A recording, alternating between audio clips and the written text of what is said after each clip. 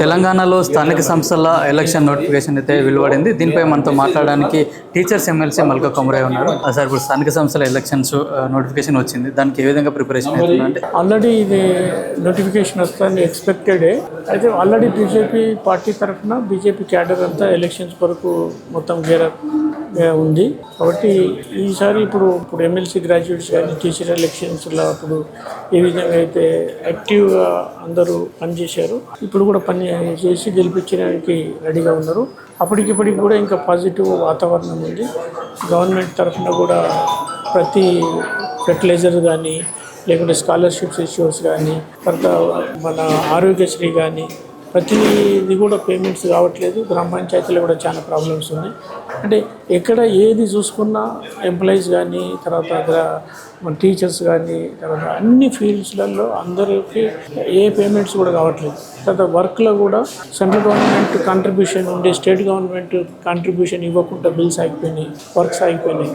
కాబట్టి చాలా ఫైనాన్షియల్గా ప్రాబ్లమ్స్ ఉన్నాయి. అవన్నీ కూడా ప్రజలు గమనిస్తారు. అయితే ఎక్కడెక్కడైతే బీజేపీ గవర్నమెంట్ స్టేట్స్ పరిపాలన ఉందో అక్కడ చాలా గవర్నెన్స్ బాగుంది, డెవలప్మెంట్ బాగా అవుతుంది. అదేవిధంగా గవర్నమెంట్ ఆఫ్ ఇండియా లెవెల్లో ఇప్పుడు మన డిజిటల్ ఎకనామీ రివైవల్ కానీ, economy fastest growing economy in the world, GDP rate కూడా చాలా హై ఉంది.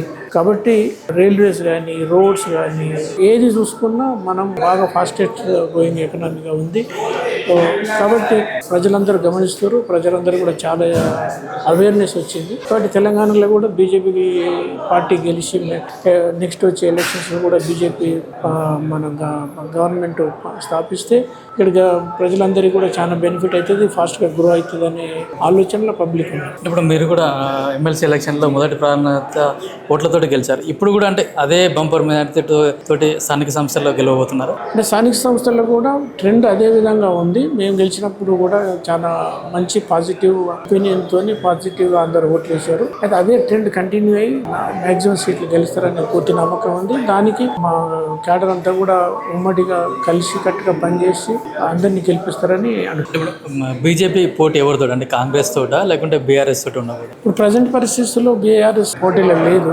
Main contest between Congress and BJP. MLC ఎలక్షన్లో ఏ విధంగా అయితే మొదటి ప్రాధాన్యత ఓట్లతో బంపర్ మెజార్టీతో గెలుపొందామో, అదేవిధంగా రానున్న స్థానిక సంస్థ ఎన్నికల్లో కూడా అదే మెజార్టీతోటి మ్యాక్సిమం అన్ని స్థానాలు కూడా మేమే కైవసం చేసుకుంటామని కూడా టీచర్స్ ఎమ్మెల్సీ మల్కా కొమరయ్య. కెమెరామ్యాన్ శశాంక్తో కిరణ్ కుమార్, పల్లవి టీవీ, బీజేపీ హెడ్ ఆఫీస్ నుంచి.